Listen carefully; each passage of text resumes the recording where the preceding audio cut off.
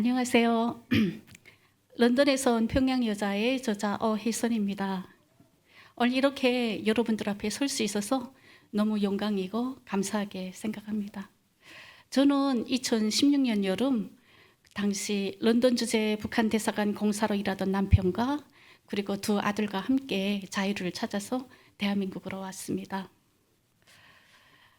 벌써 10년이라는 시간이 흘렀는데요. 아직도 북한에서 살던 그 악몽 같은 순간들을 잊을 수가 없습니다. 저는 오늘 이 모임에서 지난 시기 그 북한에서 살아왔던 그런 저희 삶과 그리고 제가 하나님을 어떻게 만나게 되었는지 또 그리고 이 한국에 와서의 저희 삶에 대해서 여러분들에게 말씀드리는 시간을 갖도록 하겠습니다. 저에 대해서 이제 말씀을 드린다면요. 저는 북한에서 한국에서는 엘리트라고 하죠. 엘리트의 가족에서 태어났습니다. 북한에서 엘리트라 하면은 그 한국과 달리 김일성 일가에게 충성심을 인정받아서 누리는 권력을 가지고 있는 그런 사람들을 말하거든요.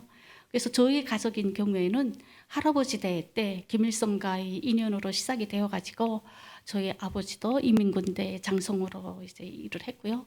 그리고 저희 형제들도 또 좋은 대학을 나오고 또 그래도 다른 사람들에 비해서는 좀 나은 삶을 살았다 하고 저는 생각을 합니다. 근데 그렇게 이제 북한에서 엘리트의 삶을 살아왔던 제가 이 대한민국에 왔다고 하면 많은 분들이 왜 왔을까? 그래도 북한에서 그나마 중산층의 삶을 살았을 텐데 왜 왔을까 하고 물으시는 분들이 많으시더라고요. 근데 이 질문은 사실은 북한에서 엘리트의 삶을 잘 모르기 때문에 하는 질문이라고 저는 생각을 하거든요.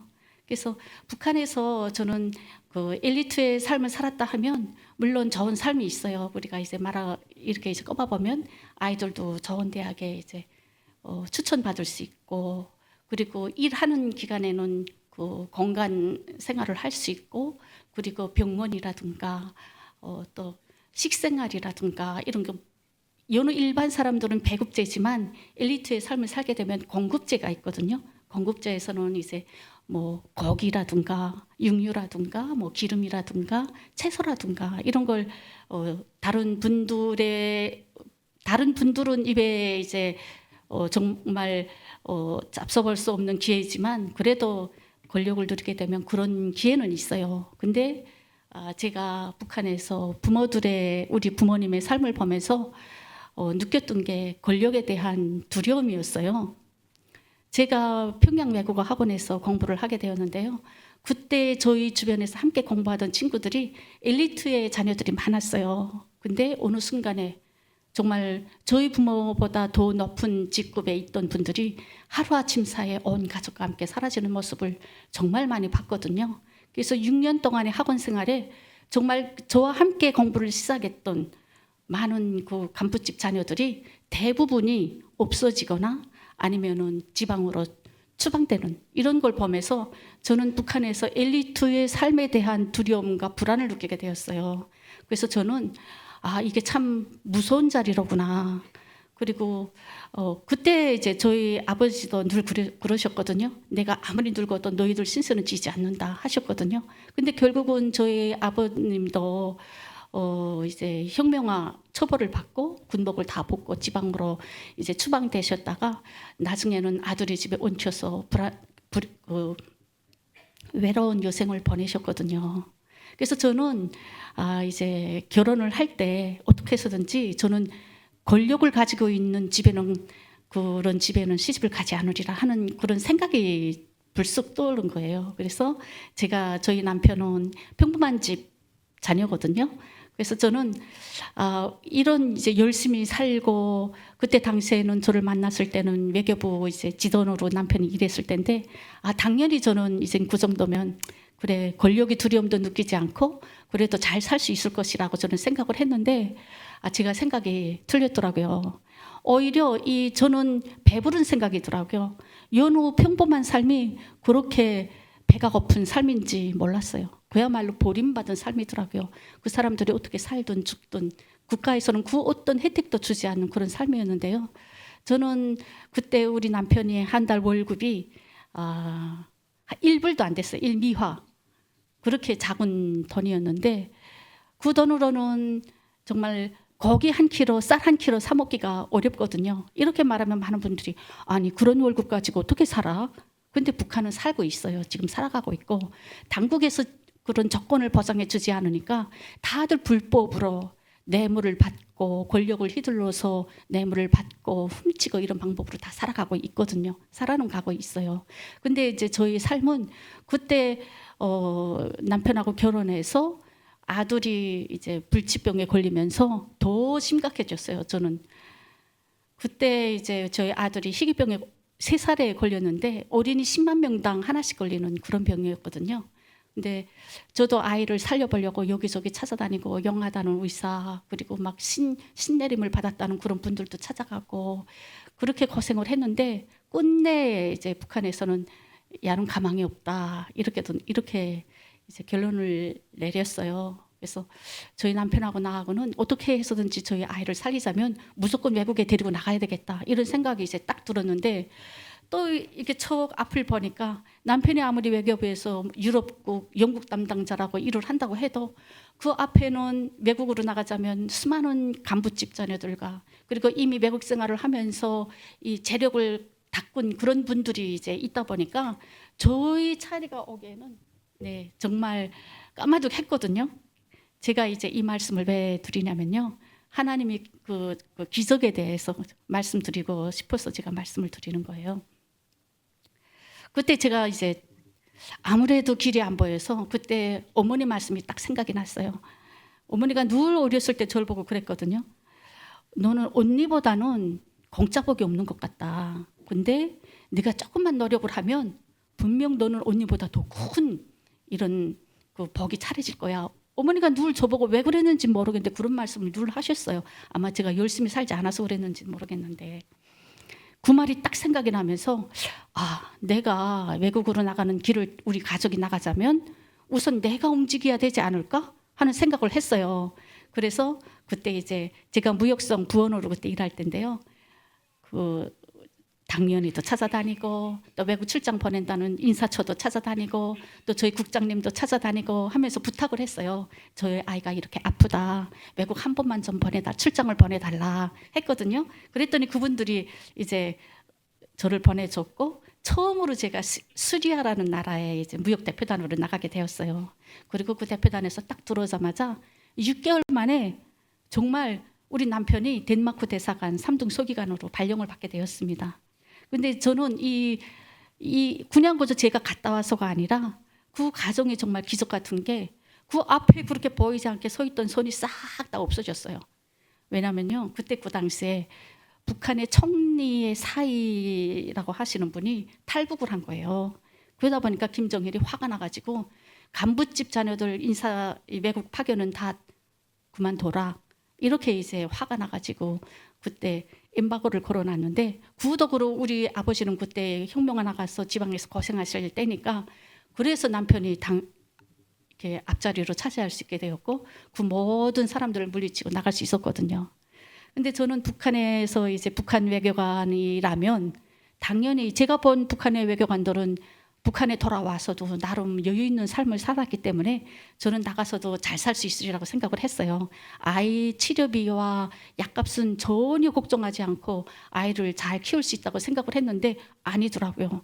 북한 외교관들은 그때 덴마크 주재 우리 남편 월급이 300, 400불 사이였어요. 덴마크 돈으로. 그때는 크론이었는데 물론 이제 북한 외교관들은 대사관 안에서 살기 때문에 집값이라든가 뭐 이런 다른 거는 다 필요가 전기세라든가 물세라든가 내지 않지만 그야말로 먹고 치료비와 학비 아이들 이런 걸 보장하자면 3, 400 미화로는 정말 어림도 없거든요. 그래서 우리가 병원에 데려가지 못하고 속상해 하니까 한 외교관이 그러더라고요. 저녁에 늦은 시간이라든가 아니면은 일요일에 한번 가봐라. 그러면 구급으로 들어가가지고 그 이후부터는 그 치료비를 받지 않더라 병원에서 그러시는 거예요. 혹시나 정말 간절한 마음으로 다음 주 일요일 날에 이제 데리고 갔어요. 아이를 받지 않더라고요. 구급으로 아이가 눈이 퉁퉁 부은 상태에서 가다 보니까 구급으로 이렇게 아이가 처리가 되면서 그 이후부터는 정말 그때 덴마크에서 한 2년 동안 치료를 받았는데 치료비를 한 번도 내지 않고 저희들은 그 아이를 병을 치료를 했거든요. 그리고 그 이후에 이제 북한에서 외화 사정이 긴장해지면서 덴마크 대사관은 또 문을 닫아라 했어요. 그래서 우리가 넘어간 게 스웨덴이었거든요. 스웨덴에서는 또 다시 치료비도 내야 되고 약값도 또 내야 되는데 치료비는 그 나라에서는 당연히 내야 되는 거였고 약값도 너무 많이 나가서 정말 한 달 우리 남편이 받는 월급은 다 아이 치료비와 약값으로 나가게 되어 있는데 제가 이제 우리 대사관 주변에 있는 약방으로 갔어요. 근데 늘 제가 그때 거의 한 달은 그냥 약값을 매주 내고 사곤 했거든요. 근데 그분이 저를 부르면서 그렇게 비싼 약을 왜 계속 돈을 내고 사냐 그러면서 저에게 이제 보험 번호를 불러달라고 하는 거예요. 근데 저는 대상이 안 되거든요. 외교관이니까. 그래서 나 그런 거 모른다 했더니 생년월일을 물어보는 거예요. 생년월일을 댔더니 그분이 이렇게 카드를 하나 만들어 주시면서 앞으로는 이 카드를 가지고 오면 약값은 내지 않아도 될 거다 하시는 거예요. 근데 저는 그때 이게 무슨 왜 행제지? 야, 정말 감사하다는 인사도 제대로 하지 못하고 다시 그 사람이 나한테서 빼앗을까 봐 고루만 날 살려라 하고 대사관으로 돌아오면서 하늘에 대고 막 감사합니다. 감사합니다. 그것도 몇백 불이 되거든요. 약값이.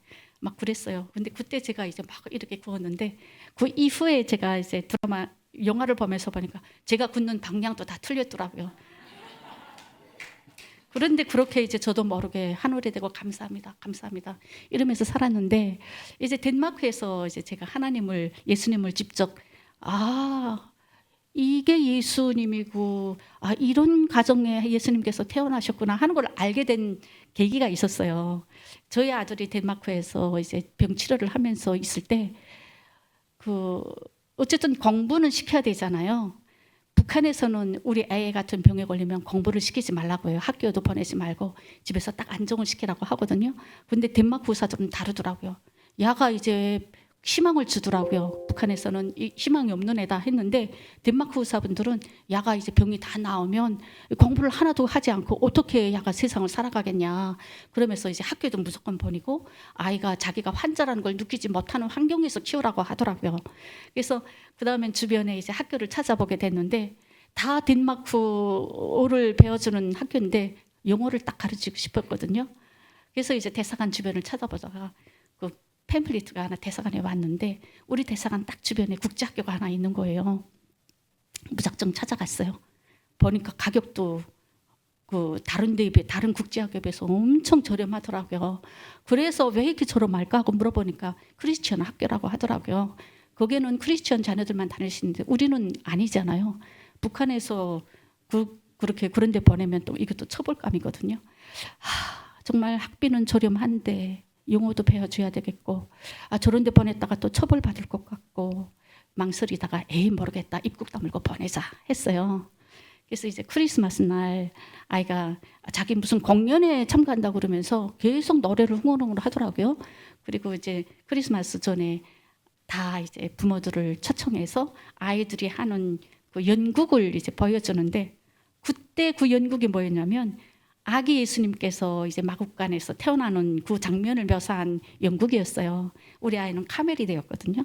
카멜이 되어가지고 터벅터벅 그 예수님 만나러 가는 그 행렬에 끼어 있는 그 모습이었는데 그때 제가 깜짝 놀랐어요. 내가 이 예수님 이런 공연을 봐도 되나? 이거 처벌감이 아닐까? 하면서도 이렇게 많은 사람들이 믿는 예수님이 저렇게 태어나셨구나 하는 게 딱 각인이 되다 보니까 저도 모르게 그 해부터는 크리스마스 날 이 트리를 장식하고 싶더라고요. 그리고 그 다음 해부터는 그냥 그저 마음에 끌려서 12월 24일에는 우리 가족이 다 무조건 모이는 날이다. 그리고 장식도 하고 그리고 그날에는 서로 이제 선물도 나누고 또 이제 북유럽 나라들에서는 이게 엄청 크게 이제 막 크리스마스 날 대기 한 달 전부터 엄청 이제 끓거든요. 시내 자체가. 근데 북한에서도 참 희한한 게 그 이후에도 저는 북한에 대해 와서도 크리스마스 날을 꼭 쉬었어요. 왜냐면요. 북한에서 저기 김정일의 어머니 김정숙이 생일이 12월 24일이거든요. 엄청 크게 세요. 그 12월 24일 왜 그렇게 세는지 저는 지금도 이제 그 의문 가지고 있는데요. 그때는 그 송중앙기관, 여기로 말하면 공무원들이죠. 다 충성의 노래 모임 같은 걸 하거든요. 합창도 하고 뭐 한 2시간짜리 이제 콘서트 같은 걸 하는데, 그 계기로 이제 저는 그 이후에도 대사관 생활을 하면서 12월 24일부터는 저 대사관 그 아줌마들 보고 그 김정숙 어머님 생일인데 우리 좀 크게 세자고 해가지고 막 트리도 장식을 하고 이러면서, 그 이후에는 정말 여기 한국에 올 때까지 또 와서도 12월 24일은 꼭 세곤 했는데, 이렇게 저도 모르게 하나님이 사실은 저희 마음속에 들어왔거든요. 그리고 저는 그 가장 제가 감사하게 생각하는 그게 뭐냐면, 제가 이 대한민국에 올 수 있었던 그 과정을 지금도 돌아보면 이게 사람으로서 제가 할 수 있는 영역 밖의 일이거든요. 왜냐하면 제가 이제 북한 외교관으로 유럽 생활을 하다가 북한에 아이들을 데리고 가면 아이들이 많이 힘들어했어요. 아이들은 자유와 민주주의 이 생활 속에서 자라는 애들이고, 북한에 가면은 그야말로 격폐된 생활이다 보니까 아이들이 다 찌그러지더라고요. 한 해는 거짓말하기 시작하고, 한 해는 막 거기서 견뎌내려고 막 자기의 그 할 수 있는 능력 범위를 벗어나서 막 이러는 걸 보면서, 우리 애들에게 이 자유라는 것은 그냥 선택의 문제가 아니라, 참는 게 아니라 이게 죽느냐 사느냐 하는 문제가 될 수 있겠구나 하는 걸 제가 심각하게 생각을 하게 되었고, 마지막 제가 이제 그 공간 생활을 할 때는 무조건 이 만약 북한 사회가 그때까지 변하지 않는다면 정말 탈북하리라 하는 생각을 항상 내심 가지고 생활을 했는데, 마지막으로 영국에 이제 와서 생활하게 됐을 때는 큰애는 북한에 인질로 남겨두게 되었어요. 북한에서는 외교관이 자녀가 둘이라면 한 명은 꼭 남겨둬야 되거든요. 우리 큰애가 그때 남게 되었는데, 저는 그때 이제 이 자유, 그렇게 꿈꿔왔던 그 자유가 이제는 실현될 수 없는 불가능한 일이로구나. 아이가 하나 평양에 인질로 잡혔는데 우리가 아무리 영국에 나간다 한들 런던에 나간다 한들 그 꿈은 실현될 수 없구나 하는 생각을 그때 제가 하게 되었고요. 그래서 정말 힘든 그 공간 생활을 하고 있었는데, 우리가 런던에 도착해서 한 1년이 지났을까요? 그때 제가 지인으로부터 전화를 받았어요.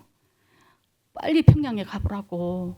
너네 아들이 런던으로 외국으로 나올 수 있는 그런 환경이 지금 친필 지시가 떨어졌다 이러는 거예요. 그래서 그게 어떻게 됐냐 했더니, 이제 지금 이 북한의 경제 사정이 어려워지면서 유학생들을 파견할 수 없게 되다 보니까 외교관으로 나가 있는 부모의 자식들이 현재 대학생이면서, 그리고 이과를 전공하고 있는 학생들은 부모들이 자부담으로 유학을 시킬 때 대한 방침이 떨어졌대요.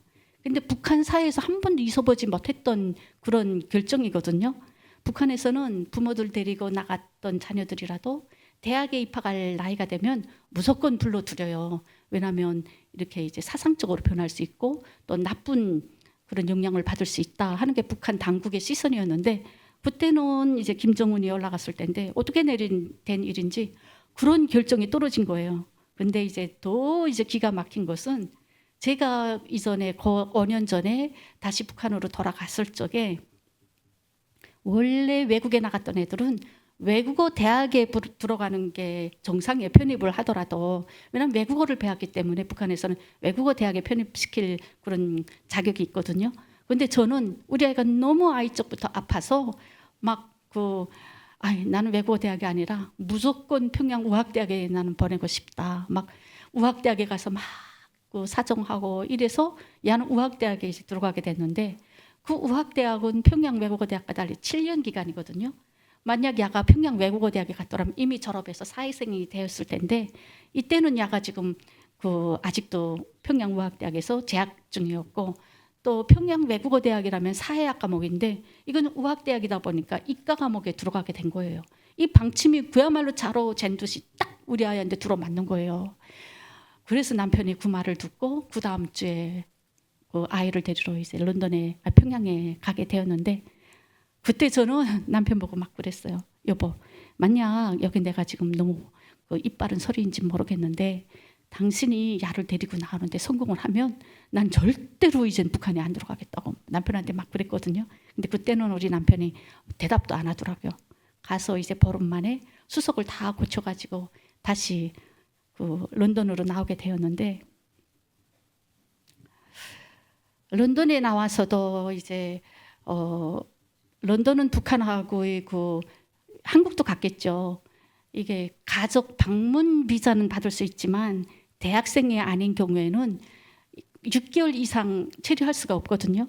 근데 그 이제 이전에 런던에서 우리가 체류하면서 야가 중학교를 거기서 졸업을 했기 때문에 거기서 대학에 입학했던, 그리고 여기로 말하면 수능 시험을 이미 봤었기 때문에 그때의 그 성적이 그대로 남아 있어서 그 런던에 있는 대학에 편입을 할 수 있었고, 또 이제 시험을 봐서 영어 시험도 보고 해가지고 야가 이제 무난히 대학에 입학하게 됐고, 또 한 1년은 대학에서 공부할 수 있는, 또 받을 수 있는 이런 비자를 받게 되었어요. 그래서 그때부터는 이제 아이들에게 저는 항상 너네 공부만 잘해라. 그러면 부모들은 들어가더라도 너네는 여기서 계속 공부할 수 있는 그런 조건을 만들어주겠다. 사실은 거짓말이죠.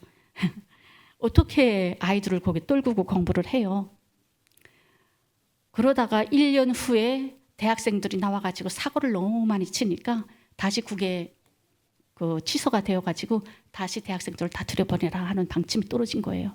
그때 제가 고민을 많이 했어요. 저희 형제들도 평양에 아직 있고 또 어머니도 계시고 이게 과연 옳은 결정일까? 그러면서 이제 또 1년이라는 시간이 또 흘렀는데 아무리 생각을 해도 부모들을 용서할 것 같지 않더라고요. 아이들이 지금은 철없이 따라 들어가지만 이 다음에 후다음에 그 애들이 겪는 그 북한에서의 삶을 살면서 야, 그때 우리 아버지 엄마가 분명 우리를 구원할 수 있는 기회가 있었음에도 불구하고 우리를 데리고 다시 북한 세상으로 데려왔다고 생각하면 저도 저를 용서할 수가 없을 것 같더라고요. 그래서 정말 저는 이게 환경이, 우리가 대한민국으로 올 수 있는 이 환경에 대해서 지금 말씀을 드리는 건데, 이것도 사실은 제가 할 수 있는 영역의 밖을 벗어난 거거든요. 선택은 제가 비록 탈북을 할 결심을 했지만 이 모든 과정이, 북한 외교관들도 저와 같이 아이들 둘을 다 데리고 나와 있다면 분명 저와 같은 선택을 하지 않을까 하는 생각을 하는데, 저는 이게 정말 기적 같은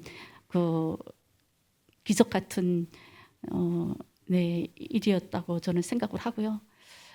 이 대한민국에 온 이후에 저희들은 정말 열심히 살은 것 같아요.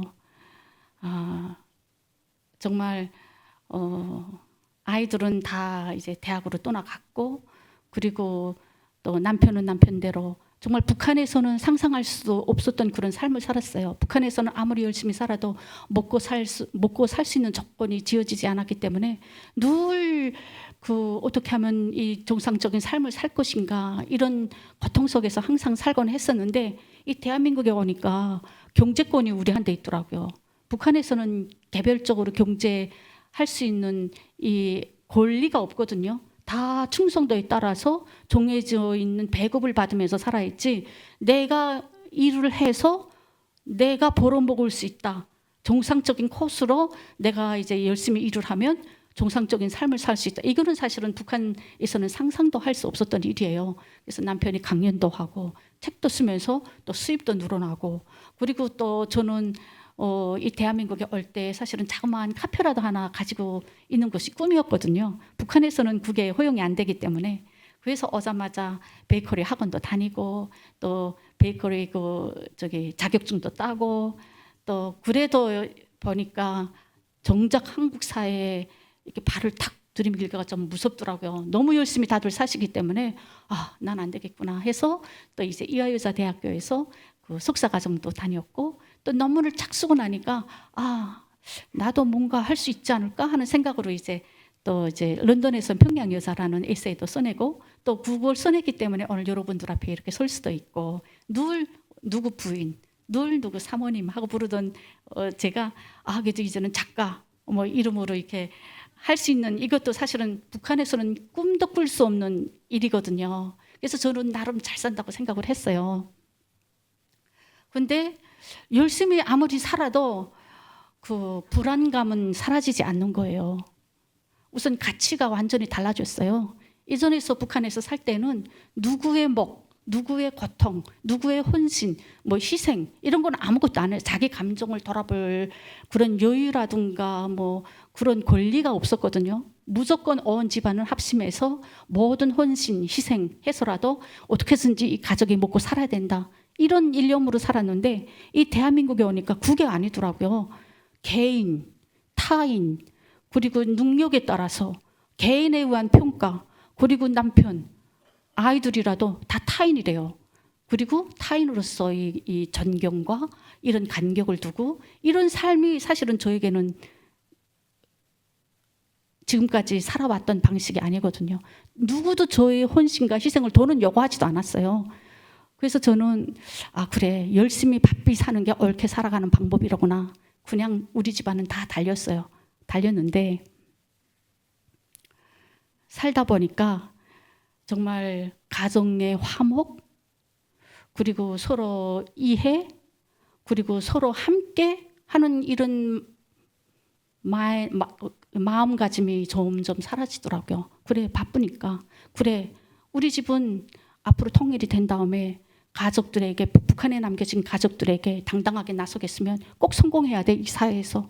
이런 그 과욕이라고 할까요? 이런 성공에 대한 집착으로 해가지고 온 집안이 이렇게 달리다가 우리 아들이 이제 사고를 치게 되었어요. 저는 처음에는 이해할 수가 없었거든요. 왜 우리 집에 이런 일이 생겼지? 거기다가 이제 내가 큰아들은 항상 저희 눈에는 아파서 뚱뚱 부어있던 이런 아이로만 생각을 하고 있었는데 한국에 온 이후에 우리 집에서 가족에서 대화가 사라졌구나. 서로 마음을 알아보고 이해하고 함께 하려는 이런 게 사라졌구나. 내가 살면서 가장 소중하게 생각했던 사랑과 믿음, 감사함이 사라져버렸구나 하는 생각을 하게 되었습니다. 그래서 저는 그때 제가 깨달았어요. 지금까지는 난 참 행운아야. 난 참 운이 좋아. 내가 열심히 살았기 때문에 오늘이 있는 거야. 저는 늘 이렇게 이제 교만하게 생각을 했었는데요. 그때 이제 그 하나하나 생각이 들더라고요. 제가 이 대한민국에 와서 이 교회에 처음으로 들어왔을 때 그때 탈북민들이 그러더라고요. 먼저 오신 탈북민들이 아 왜 교회에 나가냐고요. 아 교회는 너무 조직생활 같은 그런 삶이어서 차라리 좀 불교, 절에 가봐라 그러시는 거예요. 근데 목사분들이 북한에서 온 저희들에 대한 관심이 높았고 또 많이 이끌었기 때문에 저도 사실 처음에는 안 갔고요. 남편 따라서 갔어요.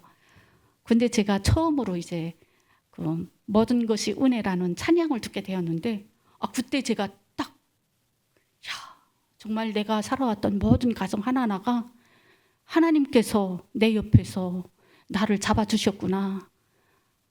나에게 그 사랑의 손길을 항상 나에게 주고 계셨구나. 그리고 그 기적이 내가 지금도 이해할 수 없는 그 모든 나의 삶의 기적의 순간들이 결국은 하나님께서 다 만들어 주셨던 거로구나 하는 게 그때 탁 느껴지더라고요. 그래서 이제 제가 하나님에 대해서 더 마음을 열게 되었고, 그리고 이번 가정을 겪으면서도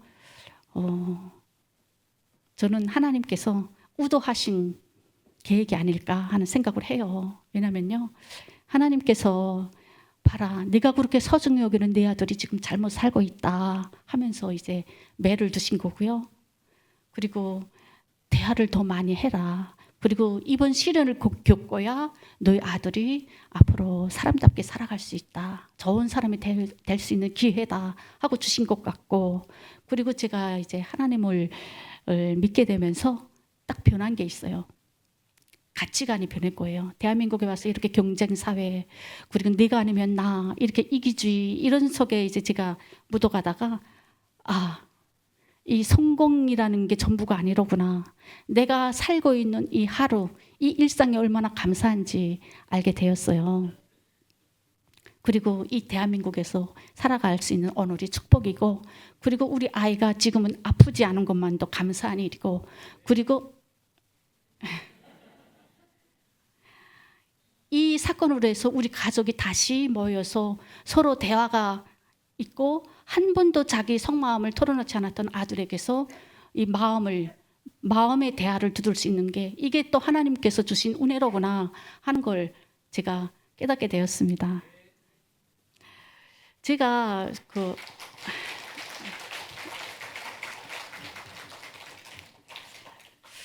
이 한국에 와서 뭐 그렇게 많은 분들을 이제 만나 뵙지도 않고 항상 외롭고 집에서 혼자서 글을 쓰고 공부하고 혼자서 뭔가 하는데 이제 적응이 되어 있었는데요. 마음이 열리다 보니까 남편 따라서 이제 내가 이제 마음이 열리고 이렇게 살자면 좀 운동을 해야 되겠구나 하는 생각을 해서 이제 배드민턴을 다니게 되었습니다. 근데 배드민턴을 다니면서 탈북민 분을 한 분 만나게 되었는데 그분을 배드민턴에서 만났는데 또 사우나칸에서 한 번 만난 거예요. 근데 그분이 항상 말투가 좀 투박했어요. 그래서 저는 가까이 가지 않고 항상 이렇게 옆에서 이렇게 지켜보곤 했는데요. 한 번은 사우나칸에서 이제 아무래도 이제 그게 모이면 마음속에 막 말들을 다 털어놓잖아요. 근데 그 옆에 있던 그 탈북민 여성이 제가 누가 나를 보고 뭐라 하지도 않는데 막 나를 막 보호하는 거예요. 아, 이분은 그런 말을 듣을 분이 아니에요. 막 이러는 거예요. 제가 깜짝 놀랐어요. 저렇게 투박하고 자기 감정 표현이 서툰 분인데, 그래도 그분보다는 내가 그래도 편안한 위치인데도 저렇게 나를 마음속으로 위해주고 있었구나 하는 생각을 하니까 감사함이 생기더라고요. 그래서 이제 그분하고 같이 이제 식사를 하게 되었는데 밥을 먹다가 이제 제가 이러니까 아니 교인이에요? 그러더라고요. 제가 저를 보고. 그래서 난 하나님을 믿는다 했더니 왜 믿어요? 아니 왜 여기 와서 하나님을 믿냐고. 아니 북한에서 그렇게 고생하면서 살았는데 여기 와서 뭘 또 믿을 게 있냐고 막 이러는 거예요. 그래서 제가 난 감사해서 내 삶이 감사해서 믿는다. 나는 감사한 게 하나도 없다고 살면서 이러는 거예요. 그래서 내가 그동안에 이제 그분이 어떻게 살아왔는지 제가 이제 많이 듣었으니까 아니 그래도 지금 이렇게 바르고 살고 있는 이 삶이 감사하지 않냐고. 아니 내가 열심히 살아온 결과인데요 이러더라고요. 그러면 저 중국에서 살 때 그때도 감사한 마음이 안 들었냐? 아니요. 나는 그때 내가 얼마나 힘들게 살았는지 아냐고. 나는 그때 어떻게 어느 순간에 인신매매에 끌려서 어떤 불행을 당할지 모르는 그런 삶을 살았기 때문에 내가 정신을 차리고 살지 않았더라면 오늘의 삶이 자기가 없다는 거예요. 그래서 내가 그러면 그때 반찬 가게를 하지 않았냐. 맞대요. 그때 반찬 가게를 하면서 심지어 중국에 있는 깡패도 도와줬다고 하지 않았냐. 내가 물어봤거든요. 했더니 맞다고. 인복은 있었어요. 그러더라고요. 그게 바로 복이라고. 그런 걸 하나 감사하게 생각을 하면 삶의 자세가 바뀌고 그다음에 그 모든 자세가 바뀌면 하나님의 기적도 찾아간다고 제가 그랬거든요. 그랬더니 이러는 거예요.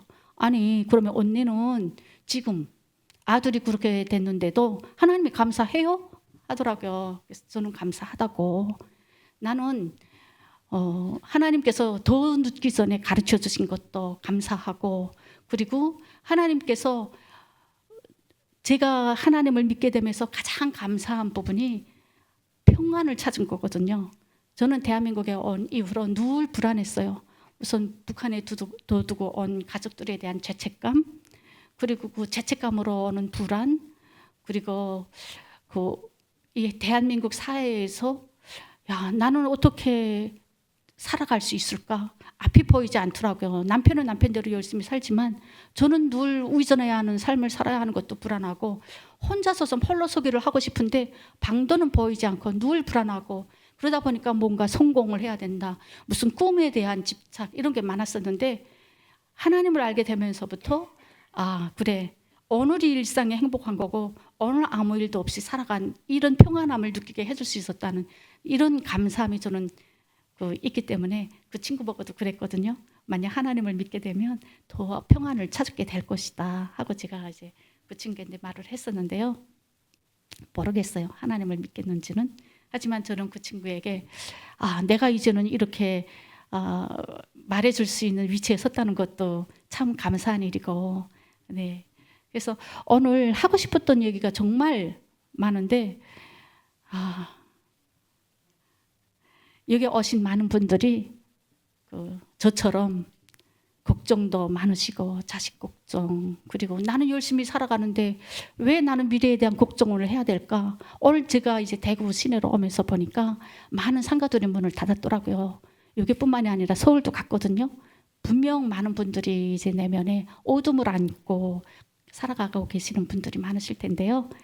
저는 이제 북한 땅에서 사선을 헤쳐서 한국에도 왔고 또 이런 사고도 고치고 정말 저는 마음이 아픈 아이 때문에 또 사고를 치는 아이 때문에 막 달라진 환경 때문에 마음도 찢어져 본 적도 있고요. 정말 저희 삶은 정말 국적인 삶이라고 할까요? 많은 이런 것도 겪어봤고 그것도 대한민국에 와서 또 그 성공의 가도도 좀 걸어봤고 근데 다 그게 행복이 아니더라고요. 그래서 여러분들도 오늘 이게 이 집회가 여러분들에게도 위안이 될 수 있는 위안의 시간이었다. 그런 시간이 되기를 저는 간절히 이제 바라면서 저희 이야기는 여기서 마치겠습니다.